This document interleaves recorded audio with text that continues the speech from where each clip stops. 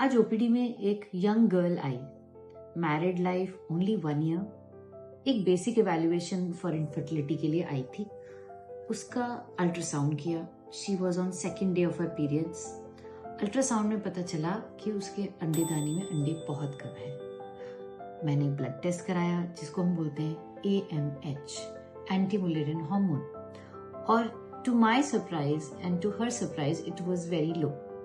I am doctor Neha Tyagi from Priyadarshi hospital Modi Nagar. आज हम बात करेंगे एक बहुत ही जरूरी टॉपिक जिसका नाम है ओवेरियन रिजर्व, और जिसके लिए हम क्या टेस्ट कर सकते हैं, कैसे इसको हम क्लिनिकली पहले पकड़ सकते हैं, और अगर ये हमारा लो आए तो हम क्या कर सकते हैं। नंबर 1, सबसे पहले तो हमें अपनी साइकिल्स को बहुत ध्यान से नोट करना चाहिए। We should have a regular menstrual calendar to see कि हमारी साइकिल लेंथ कितनी है। If you have a short cycle length that is less than 28 days, हमें हर 28 दिन, हमें हर 25 दिन पे पीरियड आ रहा है, हमें पहले 30 दिन पे आ रहा था, अब 28 दिन पे आ रहा है, और अब बिल्कुल 25 दिन में ही पीरियड आ जा रहा है, दैट मीन्स हमारा ovarian reserve could be going low. हमारा ओवेरियन रिजर्व लो हो सकता है। हमारी ब्लीडिंग का फ्लो जो है वो पहले से कम हो गया है, या इरेगुलर स्पॉटिंग, इरेगुलर ब्लीडिंग आ रही है, तो that is also one of the indicators कि हमारा एग रिजर्व लो हो रहा है। तो अब आ गया AMH कम, तो हम क्या करें। AMH कम एक तरीके से रेड फ्लैग साइन है। अगर आप बच्चे के लिए ट्राई कर रहे हैं, आपकी फैमिली कंप्लीट नहीं हुई है, आपकी फैमिली स्टार्ट नहीं हुई है, तो सतर्क हो जाइए। एक इनफर्टिलिटी स्पेशलिस्ट या रिप्रोडक्टिव एंडोक्रिनोलॉजिस्ट से मिलिए और अपना ट्रीटमेंट स्टार्ट करिए। अगर आपकी यंग एज है, मेल फैक्टर नहीं है, ट्यूब्स ओपन है, तो आप IUI द्वारा भी ऑप्ट कर सकते हैं। यदि आपकी एज 35 प्लस है, AMH लो है, please don't waste time, go for IVF और ICSI। नंबर 2, इसको हम कैसे टेस्ट कर सकते हैं। तो इसके 4 टेस्ट होते हैं। 1 इज सेकेंड या थर्ड डे पर ही हमें बेसलाइन अल्ट्रासाउंड करना चाहिए।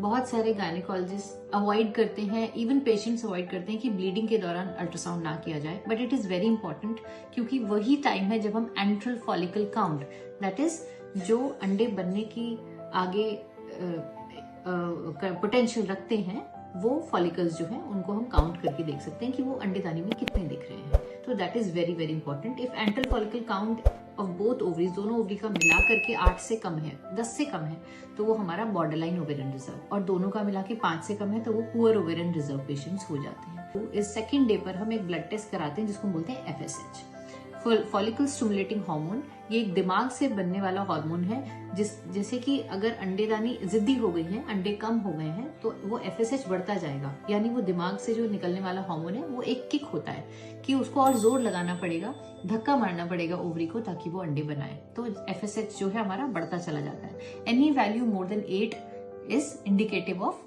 वो ज्यादा हमारा ओवेरियन रिजर्व कम होता जा रहा है। थर्ड टेस्ट इज हमारा ओवेरियन वॉल्यूम। ओवेरियन वॉल्यूम, अगर हमारी normal volume is around 4 to 8 ml, अगर हमारी वॉल्यूम 4 से कम है, 3 से कम है, या फिर 2 से कम है, कभी कभी 1.52 ml वॉल्यूम मिलती है, तो इसका मतलब हमारा ओवेरियन रिजर्व भी कम हो रहा है। और सबसे ज्यादा जो इम्पोर्टेंट प्रेडिक्टर है वो है हार्मोन टेस्ट, जिसको हम बोलते हैं AMH, एंटी मुलेरियन हार्मोन। ये एक बहुत ही सेंसिटिव टेस्ट है टू टेस्ट कि कितना हमारे एग रिजर्व है, कितने हमारे बचे हैं। Now what is a normal AMH value. अगर आपकी एज कहीं 25 से 30 के करीब है, तो आपका AMH लगभग 3 से 3.5 के करीब आएगा, या 2.5 से 3.5 के करीब आएगा। आपकी जैसे जैसे एज बढ़ती जाती है, 30 to 35 में ये वाली वैल्यू हमारी 1.5 से 2.5 के बीच में होती है, which varies. If you are a PCOS patient तो 2.5 हो सकती है, नॉर्मल रिस्पॉन्डर है तो आपकी 1.5 हो सकती है। जैसे जैसे एज बढ़ती जाती है वैसे वैसे ये AMH और कम होता जाएगा। यानी 35 to 40 पे values could be 1 to 1.5, and above 40 it could be 0.5 to 1 और लेस देन 0.5। तो ये वैल्यू हमारी कम होती जाती है। So it is not surprising to know कि patients come at the age of 29, 27, 28, और उनका AMH मिलता है 0.6। एक लास्ट क्वेश्चन हम एड्रेस करेंगे कि क्या हम AMH को बढ़ा सकते हैं। नहीं, it is sad but it is true, AMH को हम नहीं बढ़ा सकते। AMH अंडेदानी की उम्र है, तो कोई ऐसी दवाई नहीं आई है जो एज को रिवर्स कर दे।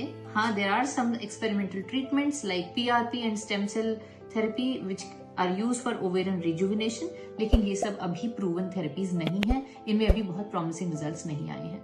So what is better is prevention. आप उस स्टेज तक जाए ही ना। अगर आपको एक क्लिनिकल साइंस दिख रहे हैं कि हमारी साइकिल्स शॉर्ट हो रही हैं एंड अगर आपको अभी बच्चा नहीं भी प्लान करना है, you could go for egg freezing और एम्ब्रियो फ्रीजिंग, बट उसको पहले पकड़ लेने में ही समझदारी है। Thank you.